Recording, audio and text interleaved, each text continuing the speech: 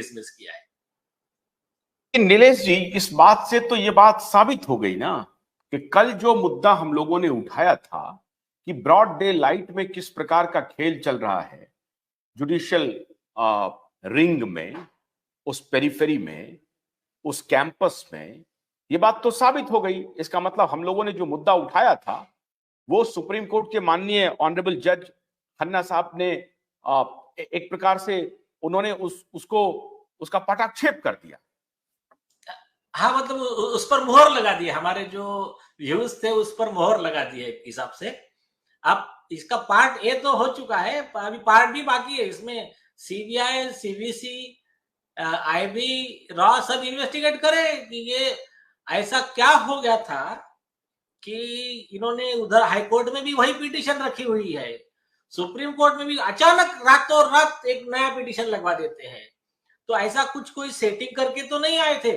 वो बात और है कि जागरूक नागरिकों की वजह से वो उनका नहीं चल पाया। तो ऐसा क्या हो गया था कि इनको यहाँ आना पड़ा, इसका इन्वेस्टिगेशन होना चाहिए। और ये क्यों पहुंचे यहाँ पर? कली को पुल जैसा किसमें कुछ करप्शन तो नहीं है कि जैसा इसके पहले कपिल सिब्बल ने किया था। अच्छा, और एक बात, द वायर पे यही मिस्टर कपिल सिब्बल ने इंटरव्यू लिया है जो कल पब्लिश हुआ है, हेमंत सोरेन का बिफोर अरेस्ट। अभी आप एक गौर कीजिए, वो इंटरव्यू क्या बता रहे हैं उस इंटरव्यू में कि आप इतना अच्छा काम किए फिर भी आपको वो डराने का प्रयास हो रहा है, ये हो रहा है, वो हो रहा है, ऐसा सब बता रहे। तो अभी उसमें एक झूठ क्या बता रहे, मतलब इस ग्राउंड पे तो कपिल सिब्बल का सनदी कैंसिल होना चाहिए, झूठा लॉ बता रहे हो। क्या कह रहे, खुद सजेशन दे रहे, मतलब उस पे एक्चुअली इनका लॉ क्या कहता है। और खास करके देखिए, सब वकीलों के लिए तो है, डेजिग्नेटेड सीनियर काउंसिल के लिए तो एक्स्ट्रा रिस्पॉन्सिबिलिटी है। ईएस रेड्डी का सुप्रीम कोर्ट का जजमेंट है कि आपको ऑफिसर ऑफ द कोर्ट काम करना है, आपको आपके क्लाइंट के खिलाफ का भी अगर है लेकिन उस पर लॉ है तो वो आपको कोर्ट को बताना है। अब यहां पर ये देखिए, और तीसरी चीज, ये खुद एलिगेशन कर रहे हैं कपिल सिब्बल साहब सरकार के खिलाफ, और प्रमोट कर रहे हैं उसकी थियरी कि तुमको फॉल्सली इम्प्लीकेट किया गया, कोई प्रॉब्लम नहीं।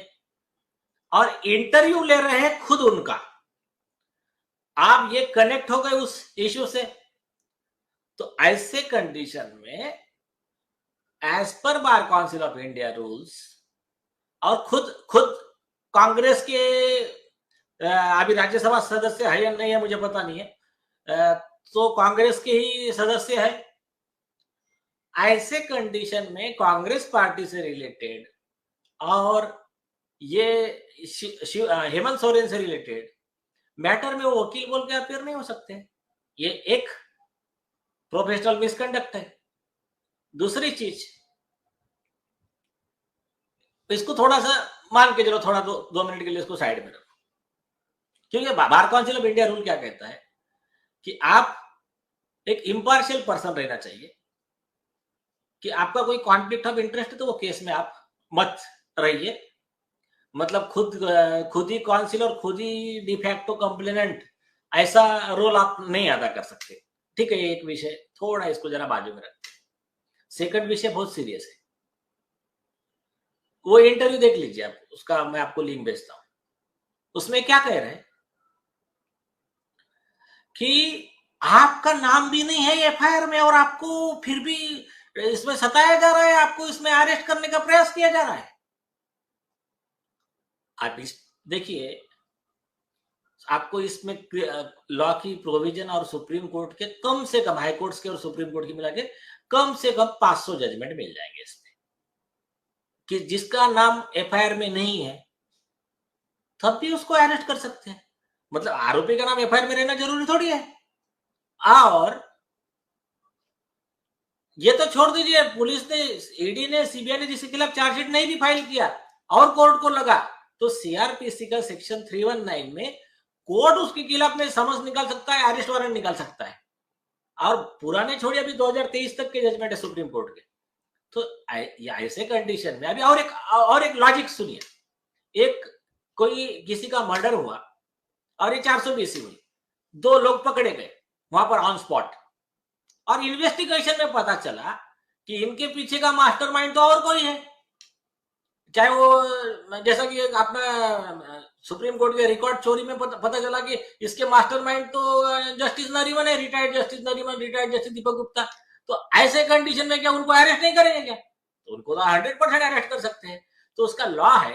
लेकिन कपिल सिब्बल ने देश की जनता को गुमराह किया है, और ईडी के खिलाफ में, सीबीआई के खिलाफ में, जो भी सरकारी एजेंसी, इनके खिलाफ में पूर्वाग्रह दूषित जनमानस में देश की भावना, विरोध की भावना, असंतोष की भावना निर्माण करने का प्रयास किया है। इसलिए एक्चुअल में कपिल सिब्बल को भी इसमें आरोपी बनाना चाहिए।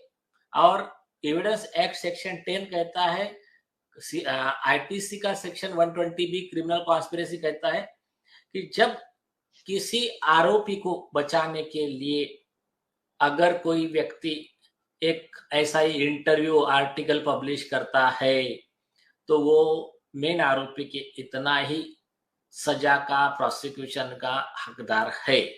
तो इसी चैनल के माध्यम से ईडी से हमारी रिक्वेस्ट है, सीबीआई से रिक्वेस्ट है, केंद्र सरकार से रिक्वेस्ट है कि इनके खिलाफ आप दोनों प्रोसिक्यूशन लॉन्च कीजिए।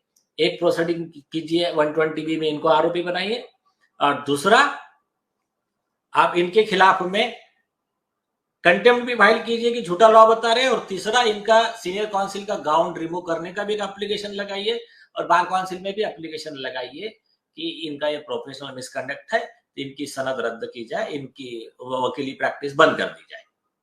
भोलानाथ का ब्रश कटर एक बैटरी से चलने वाली मशीन है जिसका चार्जिंग समय 3.5 घंटे है। इसे हम 6 से 8 घंटे बिना रुके चला सकते हैं। एक बार चार्ज करने पर ये 16,000 स्क्वायर फीट गेहूं, चावल, बजरा, जोबर के खेत काट सकता है, जबकि इसी कार्य को पेट्रोल ब्रश कटर 1,000 रुपए पेट्रोल का खर्चा करता है।